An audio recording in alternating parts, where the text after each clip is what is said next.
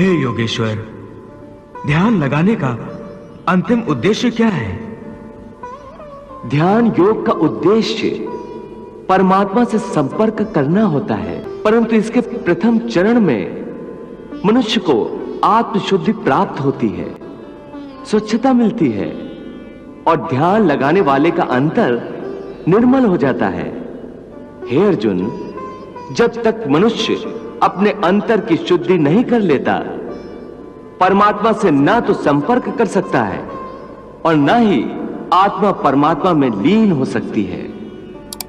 और यह भी समझ लो कि जब ध्यान लगाने का पहला उद्देश्य, क्योंकि अंतर शुद्धि है, इसलिए वो स्थान भी पवित्र होना चाहिए जहां ध्यान लगाया जाता है।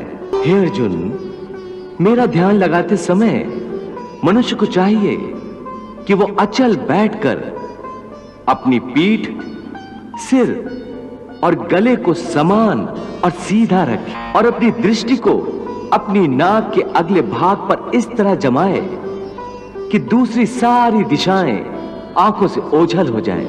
ऐसा करने से अपने आसपास के वातावरण से उसकी इंद्रियों का संपर्क टूट जाएगा और मनुष्य अपने अंतर में मन लगा सकेगा। हे पार्थ, समम काय शिरोग्रीवम धार्यन् न चलन स्थिरा संप्रेक्ष्य नासिकाग्रम स्वम दिशश्चान अवलोकयन्।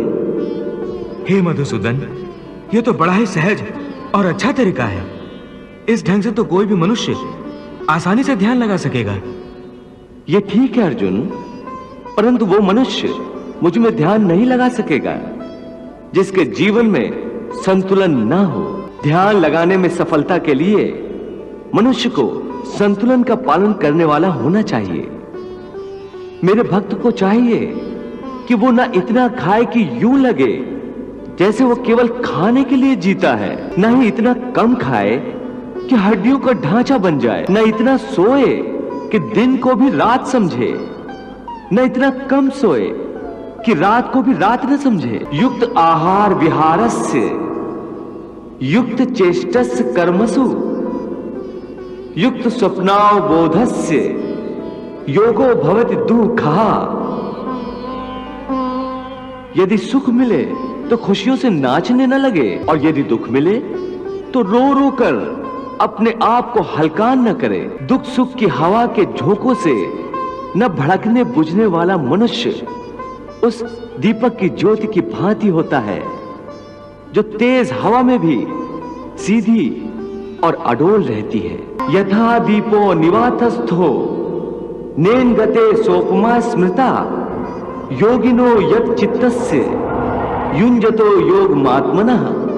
हे योगेश्वर, ये दुख सुख, ये प्यारी नींद, ये भिन्न भिन्न और स्वादिष्ट भोजन तो आप ही का वरदान है।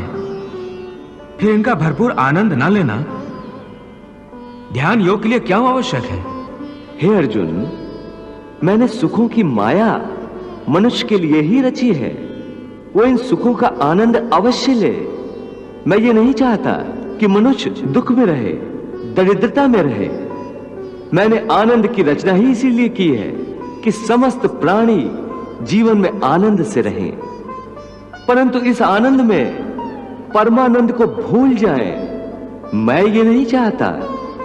इसलिए यदि कोई मनुष्य इस परमानंद को पाना चाहता है, अर्थात ध्यान योग द्वारा मुझ परमात्मा में लीन होना चाहता है, तो उसके लिए आवश्यक है कि वो इस माया में उलझा न रहे और मोक्ष प्राप्त करे।